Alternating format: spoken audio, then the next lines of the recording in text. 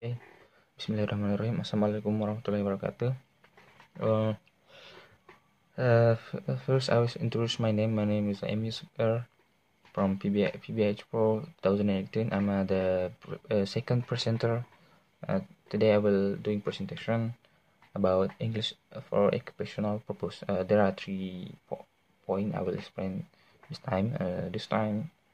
Number one is definition of business English. Yeah. So what is definition? Menurut saya ini yang I will combine I will combine between bahasa and English. Itu ada business English ini adalah cabang pengajaran bahasa Inggris yang bertujuan untuk pengajaran maksudnya pengajaran dalam pekerjaan begitu. Nah, definisi bisnis English ini sangat is difficult to define in limit language terms. Tapi para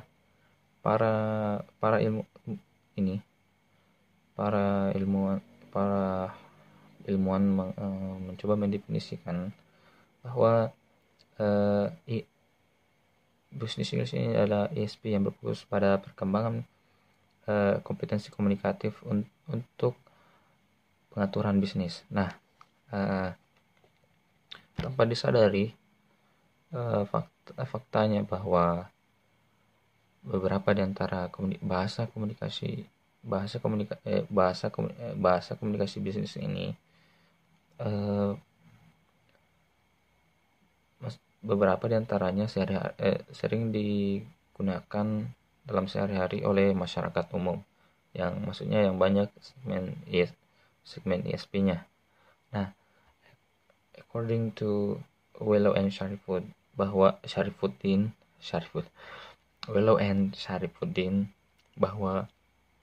bahasa English business ini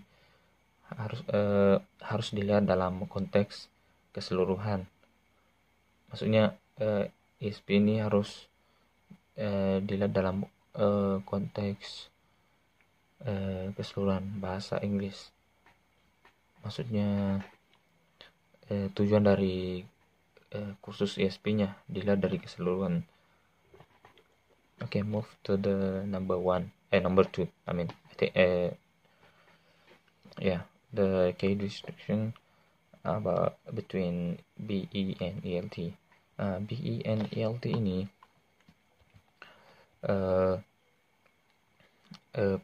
perbedaannya itu dari segi kita kembali dari perbedaan utamanya ya. Kita kembali dari artian dari BE ini. Nah, BE ini adalah cabang pengajaran bahasa Inggris yang bertujuan untuk pekerjaan. Nah, sedangkan ELT ini dari seginya konten dan tujuannya itu sudah berbeda. Nah, yang bedanya di mana? Berbeda dari segi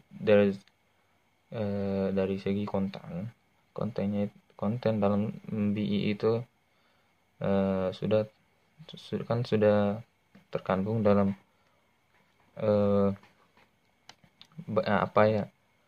konten dari kedua ESP ini, BE and LT itu konteksnya itu konteks BE ini konteks dari ELT ini mengajarkan apa yang dibutuhkan oleh peserta didik. Tidak menyangkut pada pekerjaan mereka. Nah,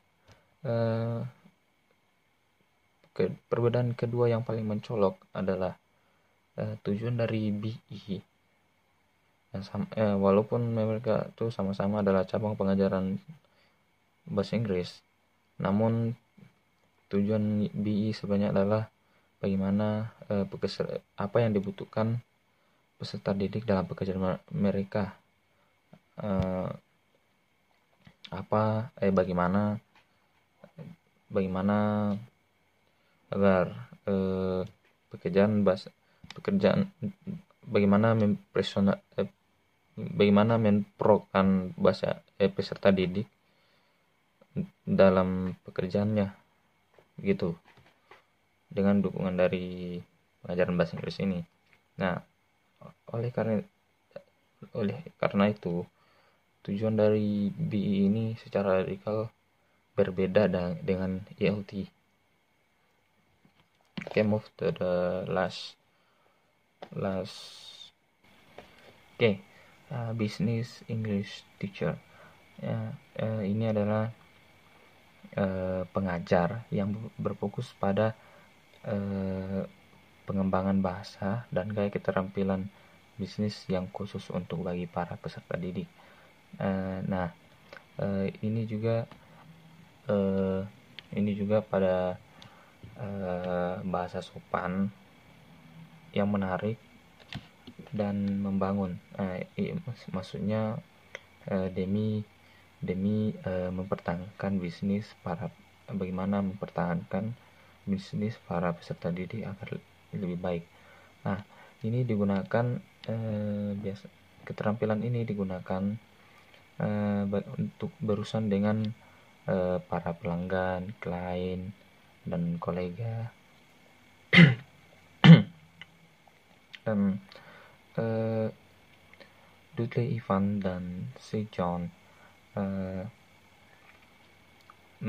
menyebutkan ada 5 peran bagi pengajar BI ini. Yaitu ada 5. Yang pertama itu jadi perancang kursus, yang kedua jadi penyedia bahan, kemudian jadi peneliti, kemudian menjadi kolaborator, dan yang terakhir itu menjadi evaluator bagi peserta didik. Ya, sekiranya itu saja dari saya. Mau kurang lebihnya mohon dimaklumi karena saya masih dalam masa pengajaran. Oke, assalamualaikum warahmatullahi wabarakatuh.